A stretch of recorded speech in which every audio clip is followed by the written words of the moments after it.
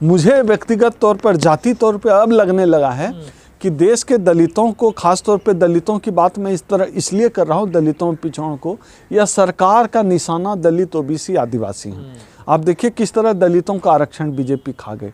कांग्रेस कम से कम आरक्षण तो रहने दिया था, पीएसयू तो बचे हुए थे, तभी तो दलित आरक्षण की वजह से हम नौकरी लेकर आए। अब पीएसयू को ही सारा इन्होंने बेच दिया, भेल गेल सेल सब बेच दिया, आप नौकरी कहाँ करेंगे। तो कांग्रेस के शासनकाल में कम से कम ये तो था कि नौकरियां थी, नौकरियां सुरक्षित थी, जिससे हमारे जीवन में बड़ा बदलाव आया। बीजेपी के राज में वही खत्म। अब देखिए बीजेपी का खेल समझिए, बीजेपी भले ही नौकरी खा रही हो, आरक्षण खत्म कर रही हो, लेकिन वो जातियों के नेता को वो मंच पर जगह देते हैं। भले ही केशव प्रसाद मौर्य को वो स्टूल पे बैठा है, लेकिन मंच पे जगह देते हैं। कांग्रेस को यह सीखना पड़ेगा, तमाम पिछड़ी, अति पिछड़ी, दलित, आदिवासी, इन नेताओं को जगह देना पड़ेगा, संगठन में जगह। सवाल ये है, लेकिन राहुल गांधी का एक बयान बड़ा वायरल हो रहा है कि अखिलेश यादव जो हैं, उनकी जो विचारधारा है वो राष्ट्रीय विचारधारा नहीं। क्या गलत क्या कहा उन्होंने? अखिलेश यादव की विचारधारा अगर राष्ट्रीय विचारधारा है, आरक्षण के मुद्दे पर क्यों नहीं सड़क पे आते हैं? अभी जो है हाई कोर्ट लखनऊ बेंच ने जो ओबीसी आरक्षण खत्म कर दिया, लखनऊ जाम कर देना था, अब तक बस ट्वीट कर दिए हो गया, अखबार में बयान दे दिए हो गया। ओबीसी आरक्षण बड़ा मुद्दा है। तो कह रहे हैं कि समाजवादी विचारधारा पूरी दुनिया में जानी नहीं, जाती है। समाजवादी विचारधारा मतलब क्या कि मुलायम सिंह यादव की विचारधारा जो एससी जो है प्रमोशन में आरक्षण का बिल फाड़ दिए थे, अखिलेश यादव जो विरासत की राजनीति से आए हैं, ये विचारधारा है समाजवादी विचारधारा। और आरक्षण और निजीकरण के मुद्दे पर चुप बैठे हुए, सिर्फ ट्वीट करके काम चला लेते हैं। कांग्रेस और बीजेपी एक ही है, सपा बड़ी गुस्से में है, तिल मिला रही है। देखिए इस बयान को नहीं, देखिए तिल मिलाए, उससे आप किसी तिल मिलाने क्या किया जा सकता है, लेकिन समाजवादी पार्टी से जिस तरह से लोगों को अपेक्षा रहती है, विचारधारा वाली पार्टी तो लगती नहीं है। क्या है समाजवादी को क्यों टारगेट किया राहुल गांधी ने? मायावती के लिए तो नहीं। आप सोचिए ना, मैं विचारधारा पे पहले कंक्लूड कर, विचारधारा की बात करते हैं। जब ये यश भारती सम्मान दे रहे थे, जिसमें 1-2 लाख रुपया महीना मिलता है, सारे 100% ब्राह्मणों को यश भारती सम्मान दिया, एक आध को छोड़ के। सपा ने समाजवादी पार्टी ने यश भारती सम्मान सारे ब्राह्मणों को दिया, एक आध को छोड़ के। क्या है ये?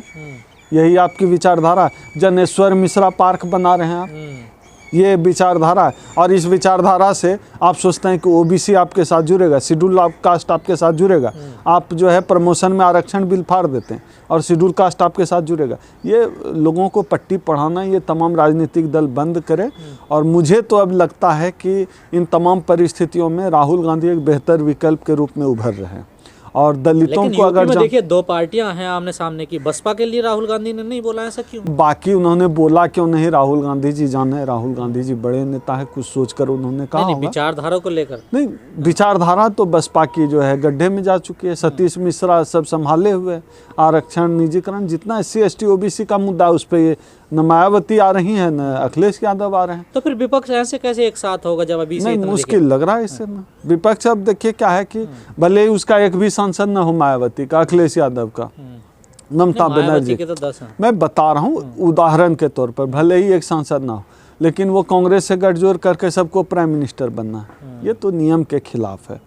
प्राइम मिनिस्टर होना भी चाहिए तो कांग्रेस से होना चाहिए। मुझे तो लगता है राहुल गांधी से बेहतर कोई कैंडिडेट दलितों के लिए तो कम से कम नहीं है, दलित ओबीसी के लिए। यह पार्टी ही दलितों ओबीसी का भला कर सकती है।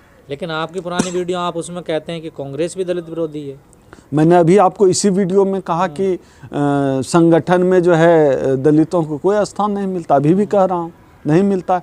लेकिन इन तमाम परिस्थितियों के लिए बेहतर कैसे होगी कांग्रेस? अब इन दोनों में अगर चुनना हो भाजपा कांग्रेस में, तो आप जाहिर सी बात है कांग्रेस चुनेंगे, क्योंकि इनके राज में आरक्षण था, इनके राज में राशन मिला, इनके राज में जो है पीएसयू बने, इनके राज में बैंकों का निजीकरण हुआ जहां दलितों को नौकरी मिली। तो इन दोनों में चुनना हो तो मैं कहा बीजेपी स्थान दे रही है कम से कम। हाँ, टूल पे बैठा रही है, हक मार रही है, लेकिन टूल पे बैठा रही है। तो हमें टूल पे बैठाने वाले लोग नहीं चाहिए, हमें चाहिए जो हमें हक अधिकार दे। जिस आरक्षण से हमारी ज़िंदगी में बदलाव आया, हमें आरक्षण चाहिए। जो राजनीति है उसका स्वरूप बदल गया है। आप देखेंगे नेताओं के बयान, नेताओं के काम करने के तरीके में बहुत बदलाव आ गया, नफरत बहुत हावी हो गया है। आप देखिएगा कि विश्वविद्यालय में, बहुत गंभीर बात कर रहा हूँ गजेंद्र, यूनिवर्सिटी वगैरह में अब इंटेलेक्चुअल डिबेट होने बंद हो गए हैं। इंटेलेक्चुअल डिबेट नहीं के बराबर होते हैं। अब अखबार के संपादकीय, हम जब स्टूडेंट लाइफ में थे तो अखबार का संपादकीय संजो कर रखते थे, रोज़ सुबह पढ़ते थे, अब अखबार पढ़ने लायक नहीं रह गया, उसमें बच्चों का पोट्टी ही साफ किया जा सकता है।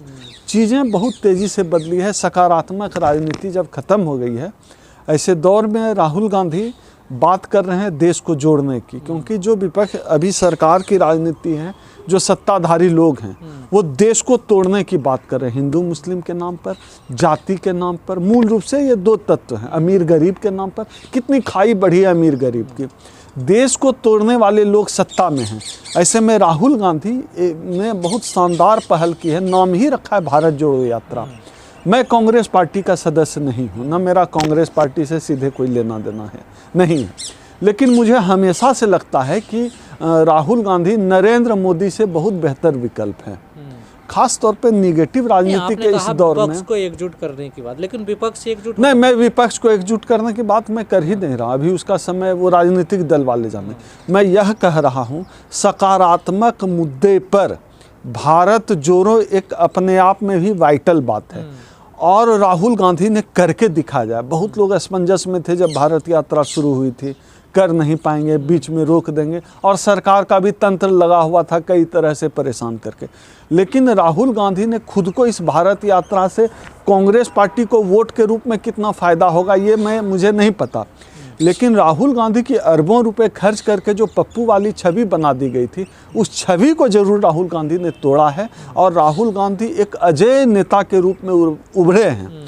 राहुल गांधी मतलब अब दिखते हैं जो राहुल गांधी, उनके आप देखिए प्रेस कॉन्फ्रेंस में कितना कॉन्फिडेंस है। लाल किला में जब भाषण राहुल गांधी दे रहे थे, पूरा देश सुन रहा था।